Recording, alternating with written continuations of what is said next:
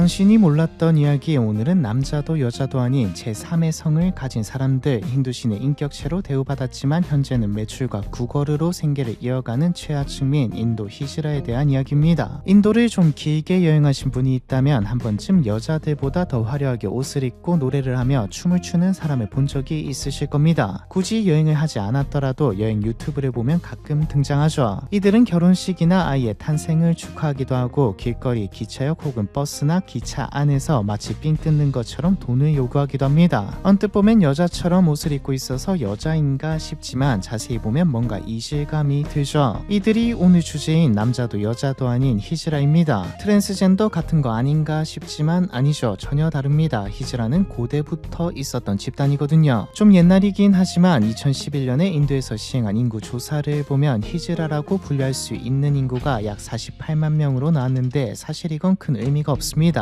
자신을 제3의 성별이라 응답한 48만 명 모두가 히즈라라고 해도 실제보다 턱없이 부족한 숫자거든요. 히즈라들은 사회적 낙인, 차별 때문에 상당수가 정체성을 숨기거나 아예 인구조사에 참여하지 않는 경우도 많고 응답한다고 해도 그냥 여성, 그냥 남성으로 체크하는 경우도 많기 때문에 인구조사는 실제 히즈라의 수가 얼마냐를 추정하기 힘들죠. 최근에는 세상이 좀 개방적으로 변해서 응답하는 숫자가 늘어났을 수도 있는 거 아니냐. 인도는 2011년 이후로 공식적인 인구조사가 이루어지지 않아서 이게 최신 자료입니다. 그리고 히즈라에 대한 인식과 대우도 별반 달라지지 않아서 똑같을 테고요. 현재도 히즈라들이 결혼식이나 아이의 탄생을 축복하기도 하지만 사실 현대 히즈라는 주로 구걸이나 매춘으로 생계를 유지합니다. 그래서 제일 문제가 되는 부분이 에이즈죠. 히즈라만 따로 조사한 게 없기에 트랜스젠더까지 포함해서 나온 통계를 보면 2021년 기준 에이즈 감염률은 3.8%입니다. 인도 평균은 약 20대에 달하는 수치죠. 만약 히즈라만 따로 빼서 조사할 수 있다면 수치는 여기서 훨씬 더 올라갈 테고요. 그럼 왜 히즈라들은 구걸과 매춘으로 생계를 유지할 수밖에 없냐? 문맹률도 절반 수준에다 92%가 경제활동에서 배제되어 있거든요. 차별 때문에 취직도 못합니다. 흥미로운 건 히즈라는 과거 인도에서 성스러운 존재, 신성한 존재였다는 점이죠. 히즈라의 사회적 지위가 땅에 떨어진 건 생각보다 그리 오래되지도 않았습니다. 남성도 여성도 트랜스젠더도 아닌 제3의 성별을 가진 히즈라는 어쩌다 인도 사회의 가장 어두운 곳으로 가장 차별받는 존재로 밀려나게 된 걸까요? 일단 히즈라가 정확히 어떤 개념인지부터 알아야 합니다. 흔히 트랜스젠더 동성애자와 헷갈리는 경우가 많은데 전혀 다르죠. 남자에서 여자로 성별을 바꾸거나 동성을 좋아하거나 멋이라든 간에 이들은 성별이 있긴 합니다. 남자에서 여자로 바뀌었으면 여자고 동성을 좋아해도 자기 성별은 있죠. 논 바이너리라고 남성과 여성이라는 이분법적인 성별체계에 속하지 않는 이들도 존재하지만 이것도 조금은 다릅니다. 남자로 태어났지만 난 남자도 여자도 아니다가 논 바이너리죠. 하지만 히즈라는 애초에 사회적인 개념이 아니었습니다. 신체적인 개념이죠. 태어날 때 남성의 성기도 여성의 성기도 아닌 중간쯤에 위치한 생식기 분화가 제대로 안 이루어져서 생물학적으로 생식기로 성별을 분류할 수 없는 이들입니다. 인도에서는 히즈라라고 하지만 일반적으로 간성 혹은 인터섹스라고 불리는 사람들이죠. 내부 생식기와 외부 생식기가 불일치하는 경우도 있고요. 사실 인터섹스는 유니콘같이 엄청 희귀한 케이스도 아닙니다. 2,000명 중 1명꼴로 태어나거든요. 한국에도 약 2만 명 정도가 있다는 말이죠. 조선왕조실록에도 사방지와 임성구지라는 두 인터섹스 인물이 기록되어 있으니 어느 문화권 어느 시대에서나 있었던 이들입니다. 어찌되었든 국가마다 문화마다 이들을 대하는 방식이나 인식이 달랐을 뿐 존재했고 인도에서는 히즈라라고 불렀던 것이죠. 그런데 또 인터섹스라고 해서 모두가 히즈라인 건 아닙니다. 인터섹스로 태어나는 게 1차고 2차로 남성기를 완전히 제거하고 여성처럼 행동하고 여성의 옷을 입고 다녀야 히즈라죠. 그럼 여성 아닌가? 그건 또 아니죠. 히즈라는 인도 사회에서 남성의 역할도 여성의 역할도 아닌 히즈라만의 역할을 수행했고 인식도 다른 말 그대로 제3의 성을 가진 이들이었으니까요. 일반적으로 고대부터 근대까지 성별은 남성과 여성으로 분류되었고 인터섹스인 이들은 번외인 특이한 존재로 여겨졌습니다. 인도에서도 특이한 존재는 맞았지만 다른 문화권과 달리 하나의 역할군으로 인정해 주었죠. 몇백 년 전이 아니라 고대부터 말이죠. 고대 인도의 종교 문헌이나 법전, 연대기 같은 것들을 보면 히즈라가 인도 사회에서 어떤 존재였는지 알 수 있습니다. 카마수트라에도 남성도 여성도 아닌 제3의 성별을 가진 트리티아 프라크리티가 등장하고 고대 인도의 법전이자 연대기인 마누 법전에도 남성과 여성의 정자가 동등하게 혼합되면 세 번째 성이 태어날 수 있다고 나와있죠. 이들이 인도에서 신성한 권위를 가진 존재임은 인도의 영혼이 원이라 불리는 서사시인 라마야나에서 확실하게 볼 수 있습니다. 라마야나에는 왕자 라마가 왕실의 암투와 계모의 속임수로 14년이라는 긴 세월 동안 숲으로 추방되는 이야기가 나옵니다. 라마가 왕국을 떠날 때 라마를 존경했던 수많은 백성들이 라마를 사라유 강변까지 따라왔는데 라마는 따라온 사람들에게 나의 형제자매인 남성과 여성 여러분 부디 돌아가십시오. 저도 반드시 돌아오겠습니다라고 말하고는 떠나죠. 14년이 지나 라마는 약속대로 다시 돌아왔는데 사라유 강변에 머리와 수염이 엄청 긴 사람들이 라마를 기다리고 있었습니다. 14년 전부터 사라유 강변에서 라마를 기다렸던 사람들이었죠. 라마가 아니 내가 돌아가라고 했는데 왜 아직까지 여기 있냐고 묻자 이 사람들은 당신은 떠날 때 남자와 여자들에게 돌아가라고 했잖아요 라고 답하죠. 이들은 남자도 여자도 아닌 히즈라였습니다. 라마는 감동해서 이들에게 축복을 내릴 수 있는 특별한 권능을 하사하죠. 이 이야기가 히즈라가 지금까지도 출산이나 결혼식에 찾아가서 성스러운 축복을 내리는 이유고요. 이것들을 쭉 보면 인도에서 히즈라들이 적어도 차별받는 존재는 아니었다는 것을 알 수 있습니다. 이렇게 힌두교 안에서 나름 역할을 하며 살던 히즈라들은 아이러니하게도 이슬람 왕조인 무굴 제국이 인도를 차지했던 시대에 전성기를 맞이했습니다. 1526년에 시작된 무굴 제국 시기 히즈라는 왕실과 귀족 가문의 손발로서 높은 자리까지 올라갔죠. 조선시대 내시라고 생각하시면 바로 이해가 되실 겁니다. 당시 왕실에서 일하던 히즈라들은 크와자 시라라고 불렀는데 크와자는 진정한 주인이라는 뜻이고 시라는 장식하다라는 뜻이죠. 즉 주인을 모시는 핵심 측근이라는 말입니다. 하렘 다들 아실 겁니다. 이슬람 지배자들은 궁정 내에서 거대한 하렘을 만들었는데 하렘이라는 단어가 좀 현재에 와서는 성적인 의미로 쓰이지만 과거 하렘은 성적 쾌락을 위해 존재하는 곳이 아니었죠. 주목적인 후계자를 만들고 교육하고 이 안에서 인재도 골라내는 것이었습니다. 황실의 여성들을 보호하는 신성한 공간이기도 했고요. 사실 따져보면 좀 규모가 크다 뿐이지 특징이 좀 있다 뿐이지 이런 게 없었던 왕실은 없었죠. 내명부나 다를 바 없습니다. 황비와 술탄의 어머니도 하렘에서 살았고요. 하렘 안에 있는 여성들의 권력도 막강했죠. 문제는 이 하렘을 누가 지키는가였습니다. 여자에게 지키라고 하는 건 남자가 쳐들어왔을 때 속수무책으로 당할 거고 그렇다고 남자에게 지키라고 하면 내 별의별 사건 사고가 다 터질 게 뻔했죠. 금방 말했듯 황실의 여자들, 술탄의 여자들이 있는 곳이자 차기 술탄을 만드는 곳인데 남자 보고 지키라고 했다가 다른 남자의 자식을 임신할 수도 있으니까요. 그렇게 임신했다고 해서 걸러낼 수도 없죠. 유전자 검사를 할 수도 없으니까요. 애초에 이런 일이 없도록 하기 위해서 만든 게 하렘이기도 합니다. 그런데 찾아보니 적합한 인재들이 있었죠. 남자도 여자도 아닌데다 거세까지 해서 문제를 일으킬 염려도 없는 이들 히즈라였습니다. 왕실의 하수인으로 히즈라보다 적합한 이들은 없었죠. 자손을 낳을 수 없다는 건 반대로 챙겨야 할 가족도 없다는 말이었습니다. 실제로 히즈라들은 자신을 발탁해준 주인에게 절대적이고 맹목적인 충성을 바쳤죠. 처음에는 하렘 문지기, 심부름꾼, 경호원 정도였지만 공부도 가르쳐보니 잘하고 남성들의 공간인 마르다나를 비롯해 성별 상관없이 모든 곳에 갈 수 있는 유일한 존재였기에 별의별 비밀 이야기들까지 전부 듣고 주인에게 다 말해주었습니다. 어느새 히즈라들은 단순히 권력자들에게 밀착한 하수인을 넘어 권력자의 자리까지 올라갔죠. 정치 고문부터 시작해서 행정관, 군사 지휘관, 외교사절, 심지어는 지방 총독의 자리까지 올라갔습니다. 히즈라들은 이슬람의 성지인 메카와 메디나의 시설을 관리하기도 했습니다. 다만 이때 크와자 시라가 전부 히즈라는 아니었습니다. 크와자 시라가 되기 위해 거세를 하는 경우도 있었으니까요. 여전히 진짜 히즈라는 인터섹스로 태어나 있으니 크와자 시라라는 환관이라는 개념 안에 히즈라들이 포함되어 있다고 보면 되겠네요. 히즈라의 개념도 좀 확장되었죠. 간성 인터섹스로 태어나 거세해야지만 히즈라였다면 어릴 때 거세된 남자도 히즈라 공동체 안에 들어왔거든요. 찬란했던 히즈라의 전성기는 아쉽게도 그렇게 오래가지는 못했습니다. 인도의 주인이 바뀌었거든요. 18세기 이후 영국 동인도 회사가 인도의 패권을 장악하고 영국의 직접적인 식민 지배가 시작되면서 히즈라의 지위는 지하로 추락하게 되죠. 기독교적 도덕관에서 살아온 영국인들 눈에 히즈라는 악 그 자체였습니다. 심지어 보수적인 빅토리아 시대였기에 더 심했죠. 세상에 존재하면 안 되는 것이었습니다. 무굴 제국에서 높은 지위를 누렸다는 설명을 들었지만 이게 왜라는 반응이 나올 뿐이었죠. 이상한 소문도 돌았는데 히즈라들이 자신들의 공동체를 유지하고 규모를 키우기 위해 어린아이를 납치해서 강제 거세시킨다는 소문이었습니다. 영국 관리들은 이 소문을 믿었습니다. 결국 히즈라들은 부도덕한 건 둘째치고 개가천선 불가능한 집단으로 간주되었죠. 히즈라를 없애지 않고서는 인도를 근대화할 수 없다고 생각했습니다. 그렇게 해서 탄생한 법이 1871년에 제정된 범죄부족법이죠. 범죄부족법은 한마디로 히지라는 태어날 때부터 탄생 자체가 범죄다, 히지라 공동체는 범죄부족이다죠. 결혼식이나 아이의 탄생의 축복을 내리는 바다일을 전면 금지하는 건 물론 공공장소에서 여성이 아닌 자가 여성의 옷을 입거나 장신구를 착용하는 것도 금지했습니다. 히지라 공동체에 들어온 아이들도 납치된 아이들로 간주해서 전부 뺏어버렸죠. 실상은 간성으로 태어나서 부모에게 버림받거나 부모가 없는 고아들이었지만요. 결정적으로 경찰이 히지라로 의심되는 사람들의 이름과 거주지, 개인정보를 등록하고 24시간 언제든지 감시하고 확인할 수 있도록 했습니다. 말이 감시와 확인이지 내 체포든 뭐든 절차를 생략하고 알아서 맘대로 할 수 있다는 말이었죠. 이외에도 재산을 물려줄 수 없는 등 법이 상당히 디테일했는데 하나하나 다 살펴보면 영국의 의도가 무엇이었는지는 명확합니다. 지금 히지라들을 찾아서 죽일 수는 없으니 사회에 나오지 못하도록 규제하고 신입 히지라, 새로운 히지라가 생겨나지 못하게 만들어서 명맥을 끊겠다였죠. 영국의 목적은 반은 성공 반은 실패로 끝났습니다. 히지라들의 토지, 연금, 재산은 한 세대가 지나면서 전부 사라졌고 길거리에서는 물론 공공장소 그 어디에서도 히지라는 찾을 수 없게 되었죠. 처음에는 히지라들을 안쓰럽게 보던 사람들도 시간이 지나고 여러 소문에다 범죄자라고 하고 법도 있어서 진짜